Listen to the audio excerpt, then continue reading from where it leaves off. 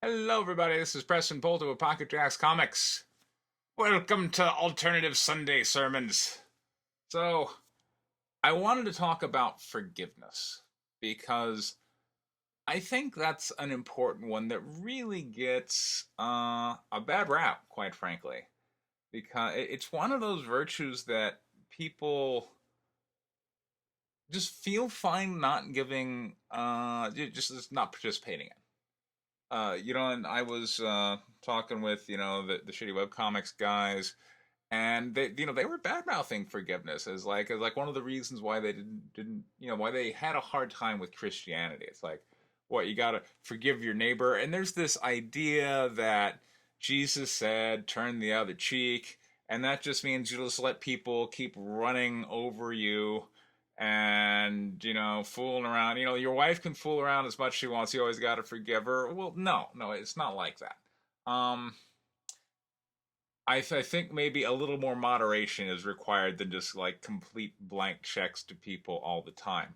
So let's analyze the problem with having zero forgiveness, and let's kind of go down that road and see where it leads real quick. Because to me, what I've noticed is that when someone has wronged you,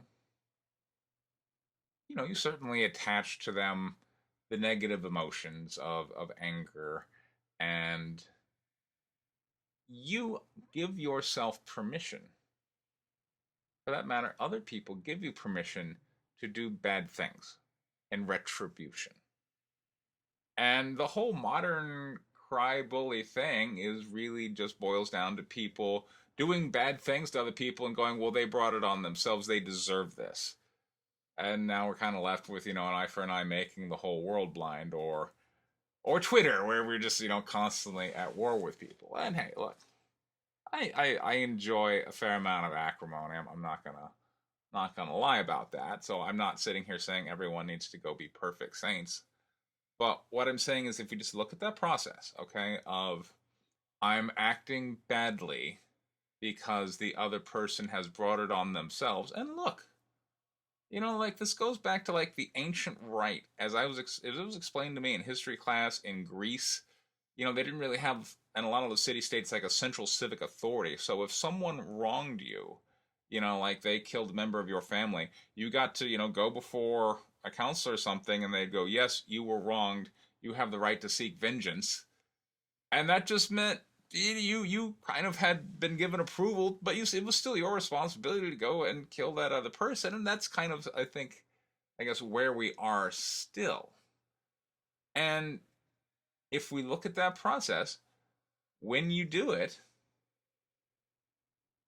what happens as a result? It's like you put all this energy into destroying someone, and then you have to go, well, what was I left with? And I really liked this scene. I feel like it was really captured well in Wonder Woman. And I loved Wonder Woman. And, some people, I've been looking at some YouTube videos reviewing it, didn't like the third act.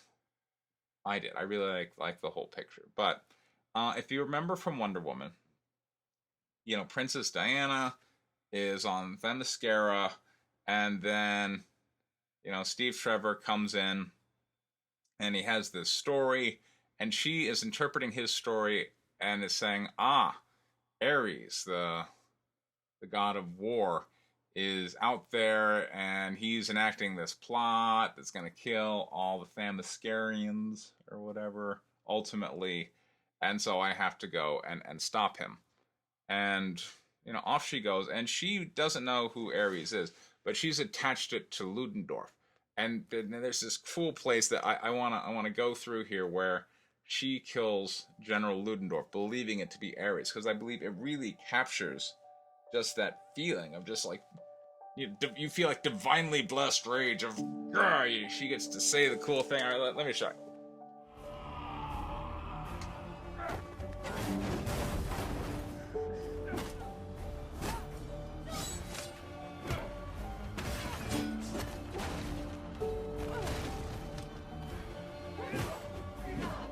So,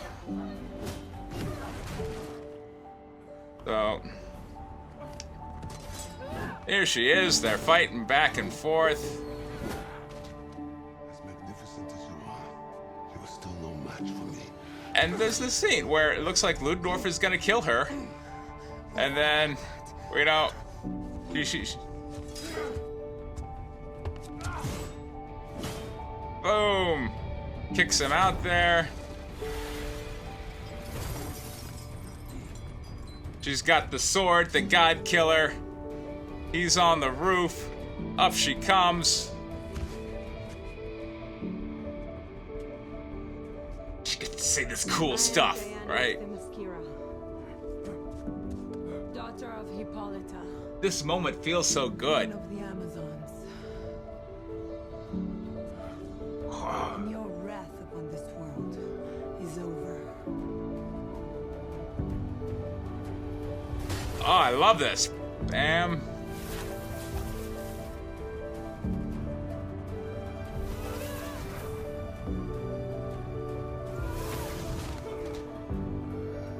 In the name of all that And who doesn't want to say that to someone? Boom! Just absolute rage. Just justified rage. Just self-justified justice to kill this person. Ah! And then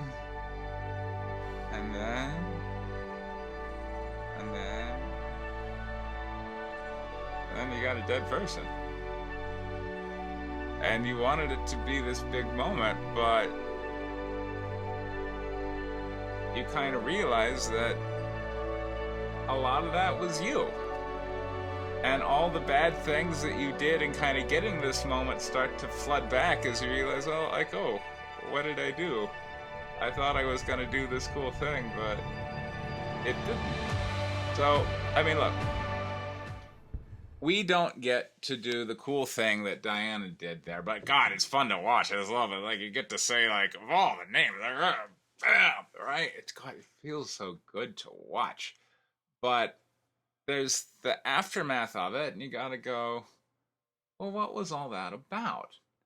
And the thing is it's this human process that we look, we're violent creatures by nature. It's this stuff gets channeled and used all the time by institutions like like military organizations to take persons and dehumanize them so that we can enact violence on them and go home and sleep at night, right? It's all part of the wiring up here. And when someone gets tripped and they're over there in the enemy box, it can be very hard to take them out of the enemy box. And a lot of times we're left with, well, they don't deserve to be taken out of the enemy box. And yeah, they don't. But the reason we sometimes maybe want to is because it's good for us, not because we're doing them a favor, but because it's good for us. It's good to let the stuff go sometimes. And that, I think, was really brought home well in the movie when she gets the final showdown with the person she now realizes is Ares. Because, and I'll go through that scene in a bit. But also, I want to talk about in, the book of Leviticus, they talk about, that's where the scapegoat comes from. Because they talk about, like, that I'm not going to read the exact, scripture, but like, essentially the elder shall put his heads on a goat and shall lay the blame of everybody, in that community. Like, all just like, we get to hate this goat because, they realize how bonding it is for a community just to hate something that, and then you get to absolve yourself of blame and all the shortcomings because, of course, it's okay that I failed because of this stupid goat. And then they would lead the goat out in the wilderness. And that's the origin of the term scapegoat. And look, the scapegoats are what bind, communities together. It's what allows people who otherwise hate each other to form some kind of common bond. They're just like, let's just all join into that thing. So there are so many communities, particularly online these days, that are all forged around the idea of holding grudges and not forgiving people. And the thing is once the goat is gone, you're kind of left there in that moment with Diana, and you're like, well, damn, now I have to sit back and reflect on my life, and I certainly don't want to do that. And so pretty soon you got to find another goat, and uh, well, that probably reminds us of some people out there. But the reason we have to let go of these things is it's not for them, it's for us. And I don't think anybody, including the Christians, quite frankly, including the words of Jesus, quite frankly, really are there saying, just let people run over you all the time. Now, there are certain strains of Buddhism that, have this kind of completely pacifistic, you have to let go of everything. Um, okay, I don't think that's practical, and that's not what I'm saying. But I am saying it's okay to seek revenge. I give you permission. You're going to do it anyway. But at the same time, you also have to sit back and wonder, even beyond does this person deserve it, but is this good for me? And, right now, as some of you know by watching my online actions and video content, I certainly am involved in some grudges. But the great thing about capitalism is instead of channeling it into violence, you channel it into products. You're like, I want to beat my competitor with a better product, cheaper price, beat him to market. And so, it just in channeling your rage and you better serve the consumer, and that's where I think it's good.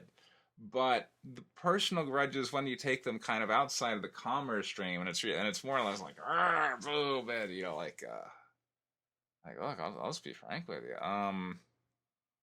I haven't talked to my brother in years, you know, and it wasn't anything he did to me. But you know how it is with families and people who get involved in things involving family money and improprieties therein. And then there's the ritual that families participate in of this person is not in the family anymore. And that helps bind the rest of the family because we have our scapegoat. And just like here, it helps unify everybody else. Like, well, we're better than him. Um, and it's something I have to wonder about. It's something I have to go, wow, I can't say that I really want to go visit him because I don't. And you have to kind of acknowledge the loss therein, and maybe at some time in the future, once all the parties are that were involved, I mean, I don't know. I don't know what can really be uh, gathered there, but I can say I don't harbor a lot of anger regarding the guy. I mean, if anything, it was his, kind of disenfranchising from the family that allowed me to fall into a rather favorable position. So, I kind of owe him in that regard. Uh, so I don't wish any ill on him or any members of his family, but it is strange to kind of observe that ritual in play.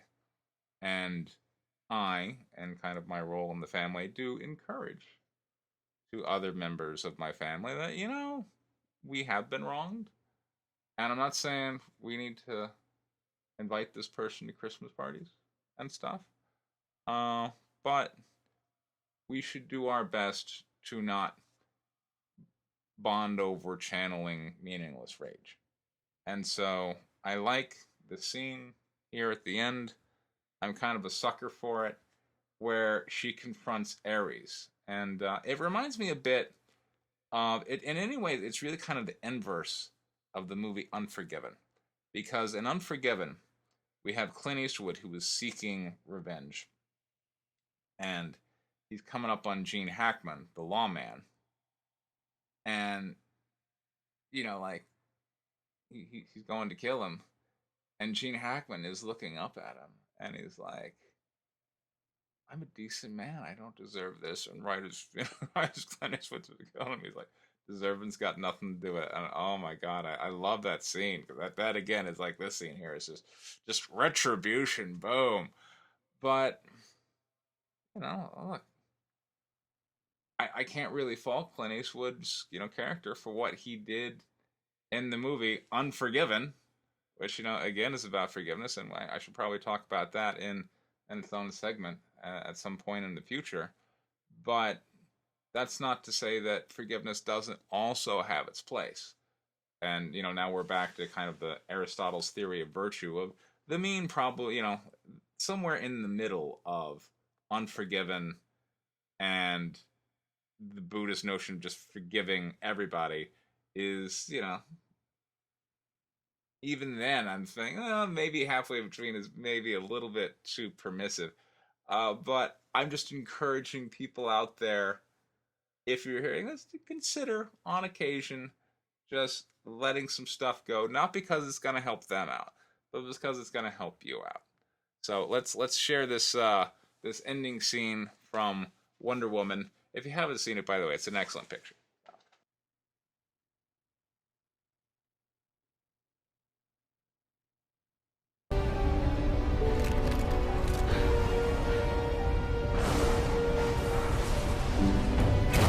She is the perfect example of these humans. We got the evil doctor. And unworthy of your sympathy in every way. And I love the fact that they made her a woman.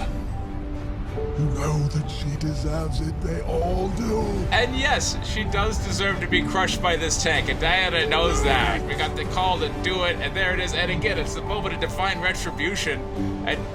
But she remembers, like, you know what? I felt so empty last time when I killed General Ludendorff. And then she kind of also understands, like, if I kill this person, where does it stop? Because then essentially I'm kind of admitting that I'm really a part of this problem too. Oh, what am I going to join with Ares? What's going to happen with them? At some point, if this chain is to be broken, Whatever it is, I can do it. people are capable of good. It has to be. She's remembering back to the selfless moment. Oh, I'm going to get verklempt. It feels good, you know?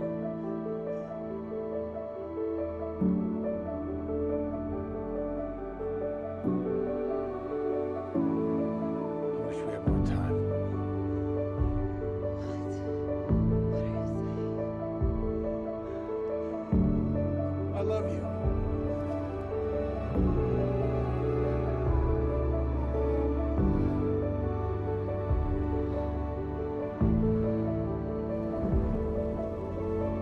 You're wrong about them.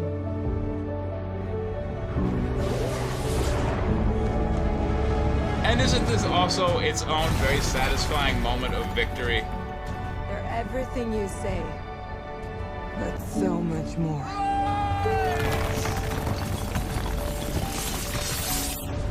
And I love this part here.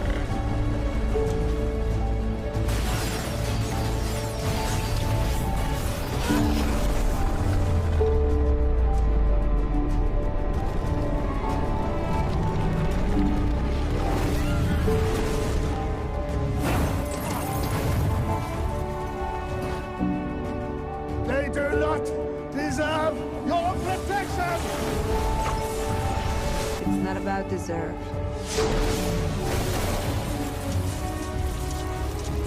It's about what you believe. And I love this. It's not about deserve, it's about what you believe. And I believe in love. And like, it's a great sentiment. The Clint Eastwood scene where he kills Gene Hackman's character is also a cool sentiment. So I'm just saying, sometimes consider those two movies, and on occasion, maybe go with Wonder Woman. And it's appropriate that Wonder Woman is a woman, and that Clint Eastwood is, because those are traditionally, men are more, I'm just going to kill, and women are like, we should forgive. So I thought that was a cool scene, and it's a very complex problem, quite frankly, because again, people take advantage of us. There are sociopaths out there who do things without conscience, and they just look at anyone who will not hold a grudge as, I guess, a sign of weakness. And that's what we feel. We feel like if we let people know that we're not going to hold a grudge, then that means they will seek us out to take advantage of us. But I'm here to tell you, I don't know that that's true because I think those people are always just looking for any opportunity, and they have so many people who already have grudges against them. That's a world they know and understand. So one more is not going to mean anything. So, again, I'm just left with this is not something that I think we need to consider for the benefit of anyone else or for the deterrence of anyone else. It's simply a private thing that we need to think about for us. That was the message I wanted to bring to you this wonderful Sunday. And again, it's 2020. It's a whole new year. It's not going to be a whole new decade till 2021, but it's definitely going to be an exciting time. And I want to thank everybody for following me and coming along. I got a campaign going right now, White Lily issue 4, currently on Indiegogo. It is the story of the 2 deadliest female fighter pilots who ever lived. There's a link for that down in the description. This has been Preston Poults with Pocket Jacks Comics. Thank you very much for your time. Take care.